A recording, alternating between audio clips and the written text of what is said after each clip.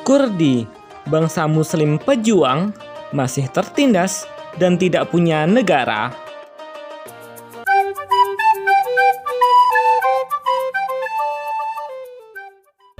Bismillah, assalamualaikum guys. Ketemu lagi dengan channel Casolo. Yuk guys, siapa sih yang tidak kenal dengan nama Shalahuddin Al-Ayyubi? Yap, beliau adalah panglima Islam besar yang sangat legendaris yang berhasil mengembalikan Yerusalem ke tangan umat Islam dalam Perang Salib. Dan yang menarik, Shalahuddin Al-Ayyubi bukanlah orang Arab, Turki, atau Persia. Namun, beliau adalah orang dari etnis Kurdi. Yap, bangsa Kurdi guys memang terkenal pemberani, kuat, dan gigih. Mereka banyak berperan dalam menyebarkan dan membela Islam. Tidak sedikit ulama besar, pemimpin dan pejuang Islam berasal dari suku Kurdi. Selain Shalahuddin Al-Ayyubi, ada juga nama besar ulama Syekhul Islam Ibnu Taimiyah, serta tokoh sufi kontemporer Bediüzzaman Said Nursi yang juga berasal dari bangsa Kurdi. Saat ini guys, populasi orang Kurdi mencapai sekitar 35 juta orang. Mereka menghuni wilayah pegunungan yang membentang dari perbatasan Turki, Irak, Suriah, Iran, hingga Armenia. Kurdi adalah etnis besar di Timur Tengah selain Turki, Arab, dan Persia. Namun sayang sekali guys, mereka hingga saat ini tidak memiliki negara sendiri dan banyak mendapatkan diskriminasi. Bagaimana ceritanya? Orang-orang Kurdi sudah setia memeluk agama Islam sejak abad pertama Hijriyah. Mereka adalah penduduk asli daratan Mesopotamia, dataran tinggi Turki bagian tenggara, Suriah barat laut, Irak utara, Iran barat laut, dan barat daya Armenia. Mereka memiliki ras, budaya, dan bahasa sendiri yang berbeda dengan penduduk Timur Tengah lainnya. Di Turki ada sekitar 15 juta orang Kurdi. Di Iran ada sekitar 8 juta orang Kurdi. Di Irak ada sekitar 7 juta orang Kurdi. Dan di Suriah ada sekitar 3 juta orang Kurdi. Mereka mayoritas beragama Islam, terutama Islam Sunni, Ahlus Sunnah wal Jamaah. Namun ada sedikit pula yang menganut aliran Syiah, Kristen maupun Yazidi. Mereka tinggal di wilayah pegunungan yang daerahnya sering disebut sebagai wilayah Kurdistan. Namun sampai kini mereka tak pernah memiliki negara sendiri. Bahkan secara historis pula, daerah mereka selalu dijadikan daerah penyangga beberapa negara bertetangga yang saling menguasai sebagian wilayah yang dihuni oleh orang-orang Kurdi.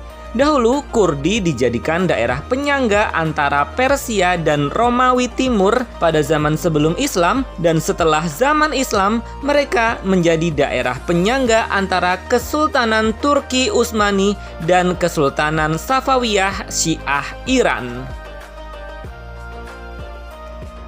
Memasuki abad 20 guys, orang-orang Kurdi mulai mempertimbangkan untuk membentuk negara yang disebut sebagai Kurdistan, yang meliputi daerah-daerah berpenduduk Kurdi di wilayah Turki, Iran, Irak, dan Suriah. Upaya pemecahan wilayah Kurdi dimulai pada perjanjian Sykes-Picot antara Inggris dan Prancis yang dihadiri oleh Rusia pada tahun 1916. Kemudian setelah Perang Dunia I dan kekhalifahan Islam Turki Utsmani kalah, melalui perjanjian Sevres, negara Kurdistan dipertimbangkan untuk dibentuk. Namun 3 tahun kemudian, melalui perjanjian Lausanne yang menetapkan perbatasan Turki modern, rencana itu dibatalkan. Hal ini menyebabkan suku Kurdi menjadi kelompok minoritas di negara-negara yang baru dibentuk setelah Perang Dunia Pertama. Selama 80 tahun terakhir, upaya untuk membentuk negara Kurdi merdeka selalu dipatahkan. Pada tahun 1946, sempat berdiri negara Kurdi, Republik Mahabad di wilayah Kurdistan, Iran. Namun eksistensi negara ini buyar hanya dalam 1 tahun setelah dikalahkan oleh Iran.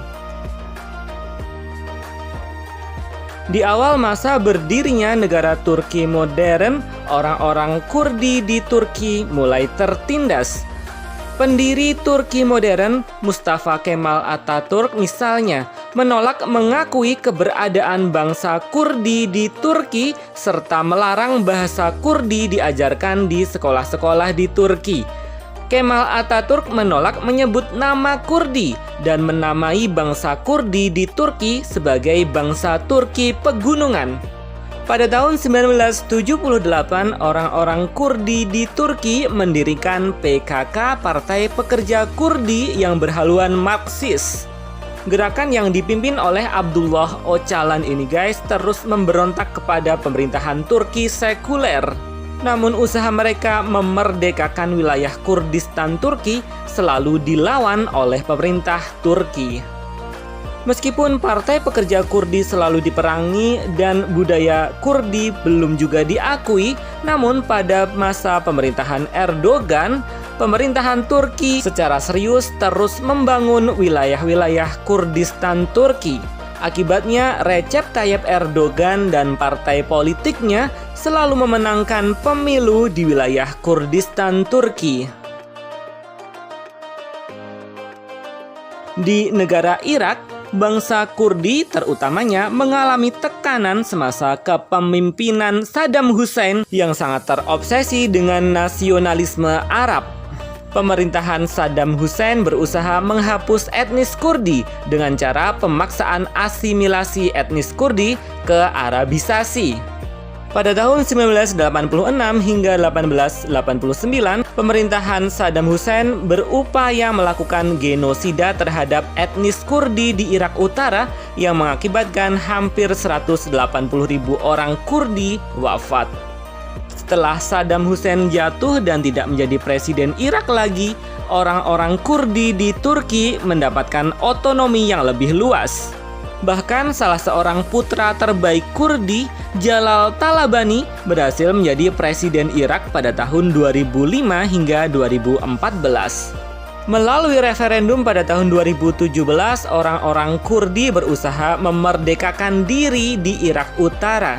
Namun upaya ini digagalkan oleh pemerintahan Irak dan usaha ini juga ditolak oleh negara tetangganya, Iran.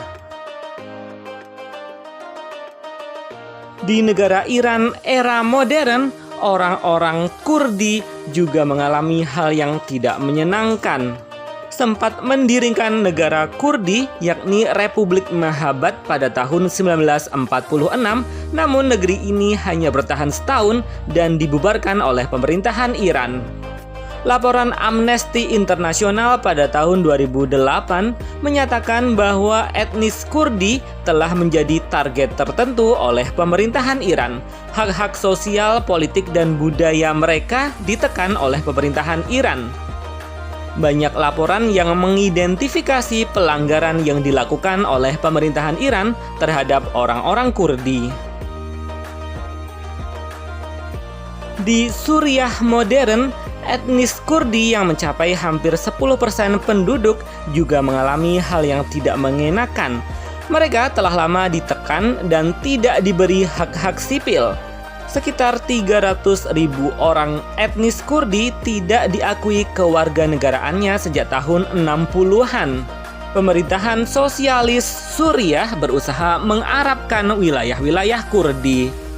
Di tengah prahara Perang Suriah pada tahun 2014, partai-partai politik Kurdi mendeklarasikan pembentukan administrasi otonom di 3 wilayah Kurdi, yakni di Afrin, Kobane, dan Jazira.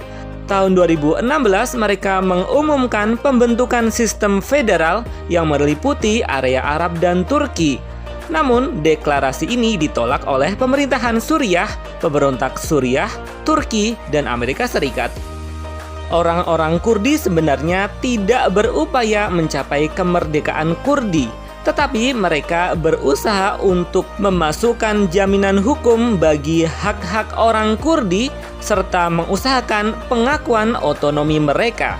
Namun, Presiden Suriah Bashar al-Assad bertekad akan menguasai kembali setiap jengkal wilayah Suriah dan menolak tuntutan Kurdi untuk otonomi maupun adanya bentuk federal.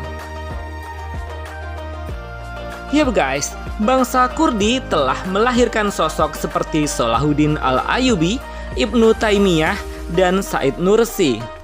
Di bawah sistem nasionalisme modern yang memecah umat Islam menjadi negara-negara, bangsa Kurdi mendapatkan banyak penindasan. Semoga bangsa Kurdi segera mendapatkan keadilan dan umat Islam seluruh dunia mau bersatu. Wallahu a'lam bishawab. Terima kasih. Wassalamualaikum. Alhamdulillah.